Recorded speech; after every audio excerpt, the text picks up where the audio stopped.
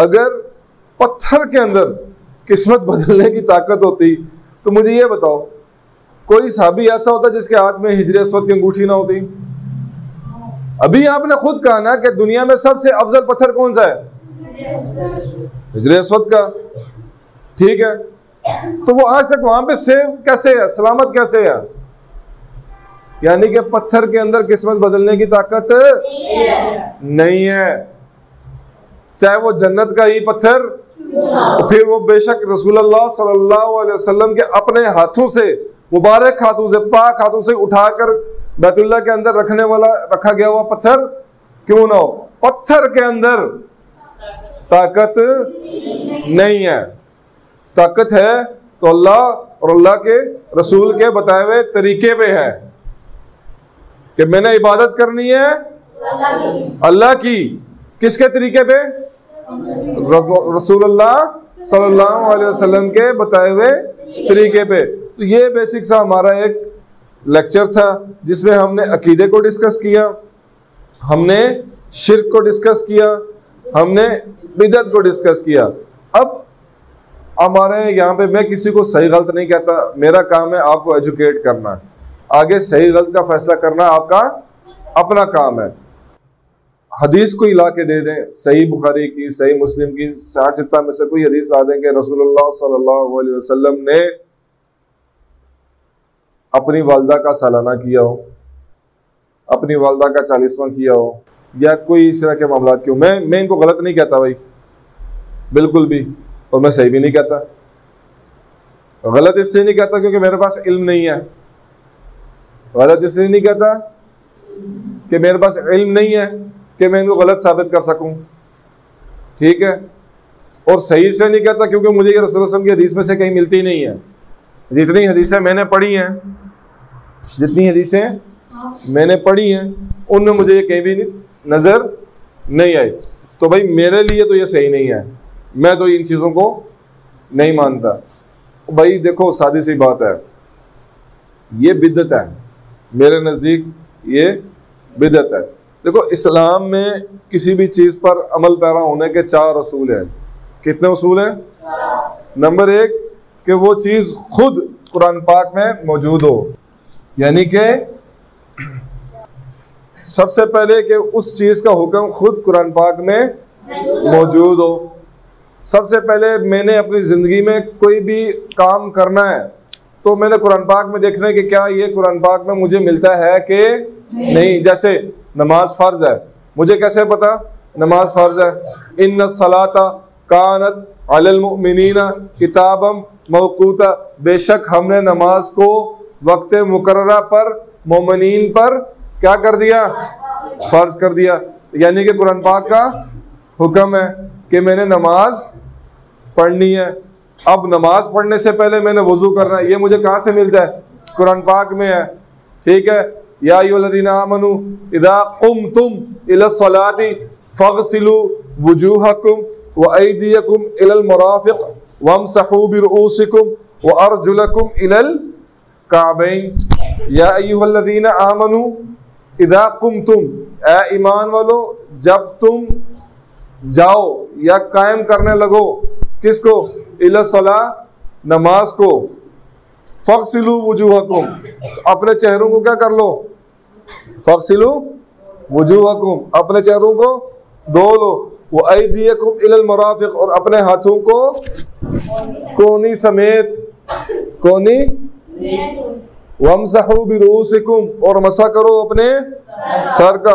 और अर्जुलकुम इलल काबैन, और अपने पाँव को भी क्या कर लो? टखनों समेत। काबैन, टखनों समेत क्या कर लो?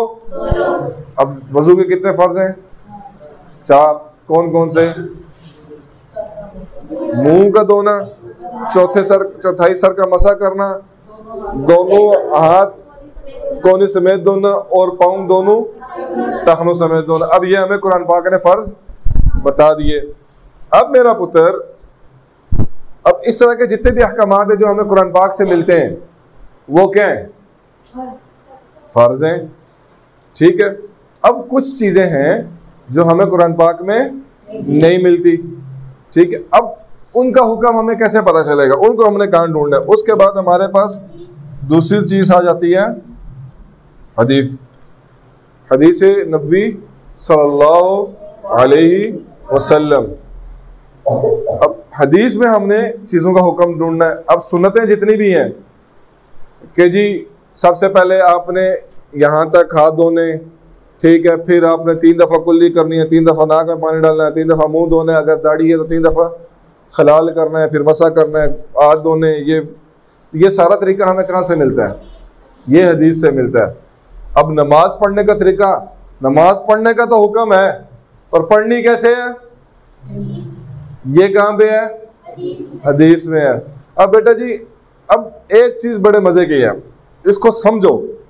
हर हदीस भी काबिल अमल नहीं है, हर हदीस भी काबिल अमल नहीं है। फॉर एग्जाम्पल मैं इसकी एक मिसाल देता हूं। स्कूल की टाइमिंग क्या है?